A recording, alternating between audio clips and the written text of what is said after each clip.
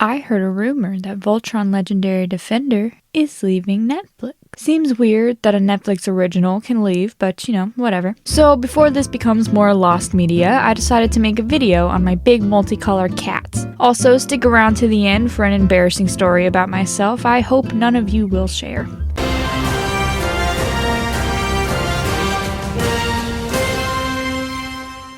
I would like to say, before I tear the show apart like I do most things, I enjoyed Voltron. The first 4 seasons were really good.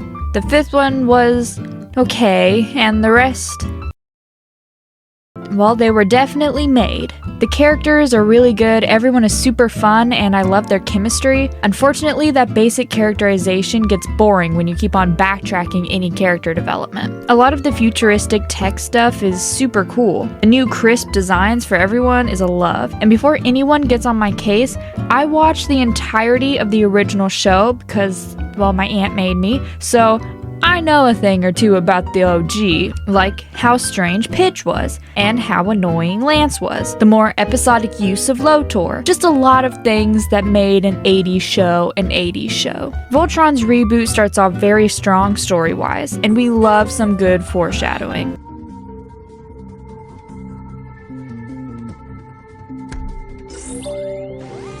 Whoa, how'd you do that?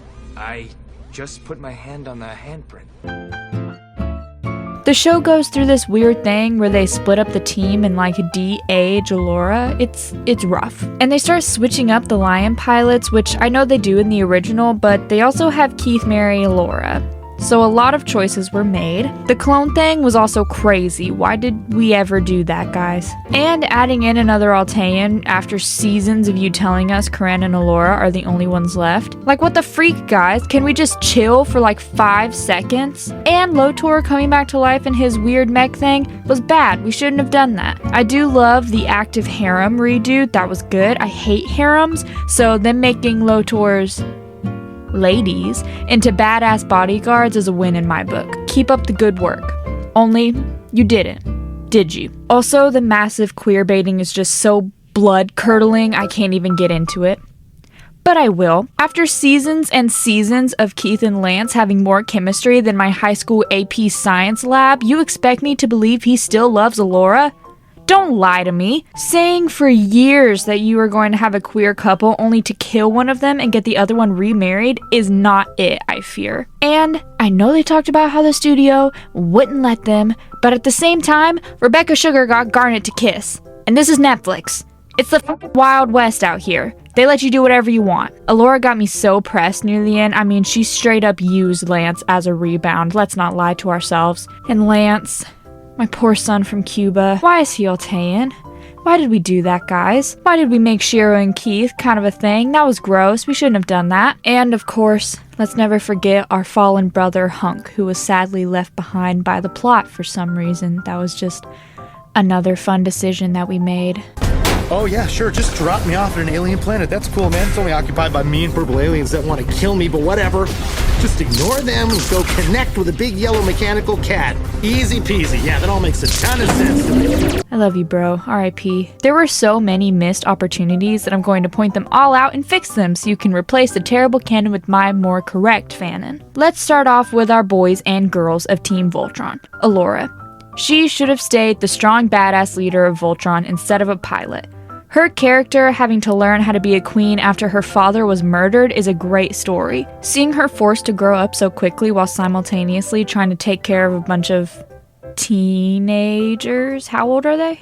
Google says teen, so I'm going with teen. Plus, it would be so great if Shiro was older than Allura and had to basically help her learn how to be a leader alongside Karan. Shiro must fulfill his space dad role. He will raise his gay space children, whether you like it or not. This is a threat. I will fight you. Don't test me. Let's talk about Space Dad some more. The show starts with Shiro being kind of a dad to Keith. Shiro saw Keith after being orphaned and I guess adopt him because he enrolled him in the Garrison Academy. That's where Keith became classmates with Lance and Hunk and was claimed one of the best pilots in his generation. Put a pin in that, we'll come back to it. In my correct version, after Shiro is found and saved, he would become basically a father figure for everyone.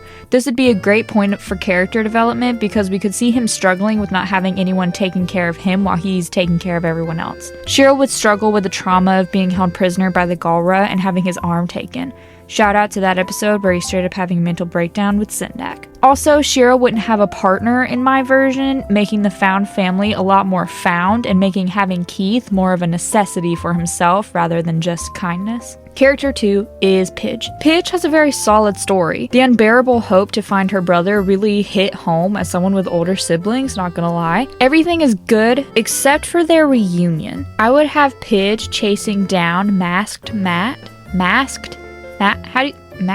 Whatever. Hunting down the masked Matt for a while. Having moments where she gets super close to catching him but doesn't. Thinking he's some sort of no other word besides human trafficker who sold her brother. When they have their final showdown, they would meet up on a Galra-owned planet. Shenanigans ensue and Pidge finds herself almost dying, to which Matt saves her. They would continue the mission together, getting out of whatever Galra facility space thing, only for Pidge to start attacking Matt in a blind rage. After some punches and Pidge yelling, "Who are you? What have you done with my family?" repeatedly, Matt would finally say his first sentence. "I never took your family." Matt would then explain he was taken by the Galra and has been fighting to get back home ever since. Pidge would call him a liar, charging one last time, yelling, "What did you do with my brother?" This would lead to Matt's mask being knocked off and doing the basic reveal stuff. I know this is technically a kid's show, but instead of having Pidge say corny lines like, "My love helped me forward, I knew in my heart I would find you," I feel like it would be a lot more emotional if they just hugged and sank to the floor. Maybe saying, "I missed you," or something along those lines, but not much more. Only to be interrupted by whoever it was, I can't remember. I'm recording this at 2 a.m., okay, so let's just all remember kindness. I would also have this reveal happen later in the series, that way Pidge is driven for the whole show and her character's resolve can happen along with everybody else's when the show itself is close to an end. And show her struggle with proving herself a lot more, and the gender reveal happened probably like halfway through the series. Next is Hunk. Nothing is really known about Hunk, and we are going to fix that. Hunk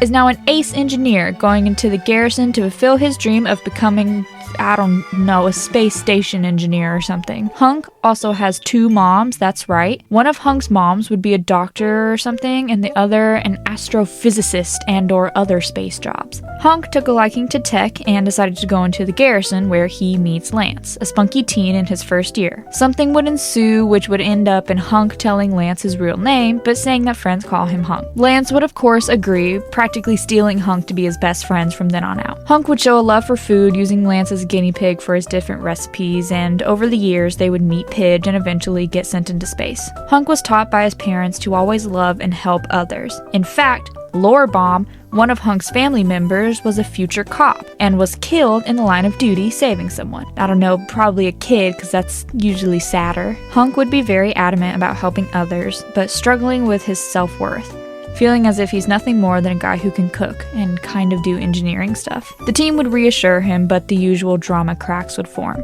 When Lance is having doubts, which would happen with everyone else present and would be a big argument, he would eventually get fed up with Hunk's quote-unquote helping and reveal that Hunk cheated his way into the Garrison.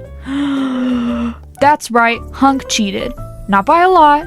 He simply fudged the numbers on his, piloting experience test, whatever, which is why he's on a team instead of with, ground engineering. I don't know enough about space to make, a serious video about this. What do people in space do? What's a person that doesn't have to, fly on a spaceship but, still does space stuff?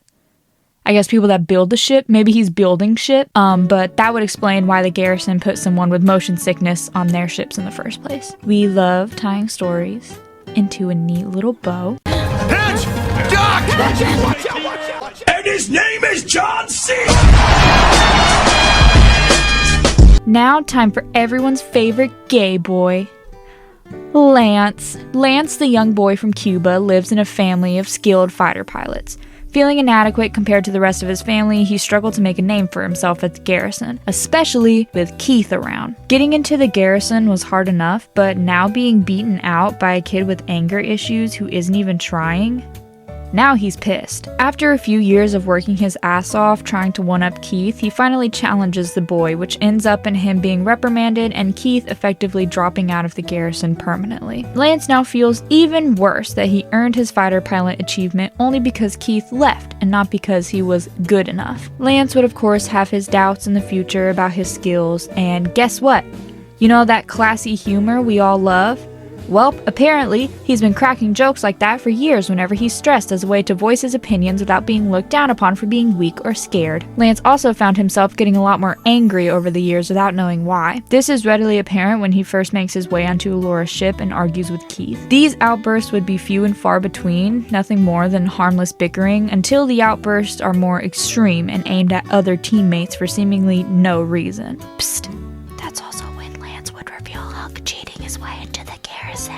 Hunk and Keith would eventually confront Lance about his rages, only to find him riddled with an overwhelming fear and dread that because he is not up to par with the rest of his teammates, he would eventually end up falling behind and never making it back home, putting his team and the universe at risk for Zarkon. Of course, they would reassure Lance, telling him he's one of the best sharpshooters they know, and that he has nothing to worry about. Lance time, are y'all ready? Hunk and Keith would eventually leave the room, but Lance would call out to Keith, asking him to tell him the truth. If Keith never dropped out of the garrison, would he see Lance as a threat? Keith says, of course I would. Lance would learn to take pride in himself. He would not be Altean or whatever, cause that's dumb. He would end up helping the universe alongside his boyfriend Keith with the blade. Hooray! Gay people everywhere. Alright. Now for some emo shit. Keith, half Galra, half human, pretty much the future in Lance's words, is an extremely skilled pilot, leading him to occasionally leave his teammates behind to go off on his own. Keith's father died in a fire, I guess I'll keep that, and in my version, Keith's mom is also dead. She died fighting the Galra with the blade, using her last breath to tell Colivan? I don't remember how to say this guy's name, I'm so sorry, to help her son. Assuming the boy is Galra, he doesn't expect it when a half-human, half-Galra rolls up claiming Colivan as his new father figure. Shiro finds Keith through the garrison outreach program. You know how schools have those things where like important people come to talk to the kids and just like kind of hang out? At my school, it was mostly local cops that never did their job, but I'm sure for more well-funded schools, it was like, I don't know, Bill Nye. What do rich schools have besides just better quality of life? Anyway, seeing Keith's skill, Shiro would help Keith get into the garrison, and I guess adopt him. Hey, remember when I said to pin that Keith point up? Yeah. Well, unpin it, because we're doing some retcon. Instead of the garrison being so eager to kick out Keith, I would believe they would show some favoritism. Just like in real life. Y'all ready for some fanfic? Let's go. Lance would proclaim Keith his rival and start a fight, provoking Keith to steal a insert name for small space shuttle alongside Lance and race around the desert. Lance would fail, falling behind and not finishing their makeshift track that would lead them back to the school. Keith, of course, would get caught crossing the finish line and end up being taken to the office with Lance. After the counselor lets slip that Shiro is leaving on the Kerberos mission, Keith loses it, saying they've done nothing but take away everything he cares about. And when the counselor tries to talk back, Keith drops out, saying they're nothing but a bunch of murderers. Anyway, as for side characters, I would keep them pretty much all the same, except have Lotor be the quote main villain and Zarkon the big bad. Reveal he's Altean much later, have him and his ladies show up earlier and play a bigger evil role before tricking Alora Loki style. Like the Altean farm, but again, no one can live from it, otherwise it loses its power, and so does Alora and Karan. Y'all ready to hear that embarrassing thing? So, I was around 10 or 12 when this show came out. You know, peak hormone teen time. And with those hormones came a bunch of embarrassing characters I thought would never see the light of day. But seeing as I want views and I trust all of you enough to not tell anyone, I'm going to show you my OC for the show. Alright, so my character was this thing. I have redrawn it, as you can see. Maybe I'll show the original at some point, who knows, but for now, this was it. They do not have a name. that I remember. Okay, in my original, I have stated this is some sort of space warrior fighting against Zardon instead of Zarkon. This warrior meets the Paladins but is taken by Zarkon and ends up destroying an entire fleet by themselves. So at least I was modest in my creation. Thank you for watching, and comment down below any ideas for shows or movies you want me to review or improve, most likely improve, in the future. Or if you want to hear more about my variety of OCs I made as a depressed teenager, I can do that too, I guess.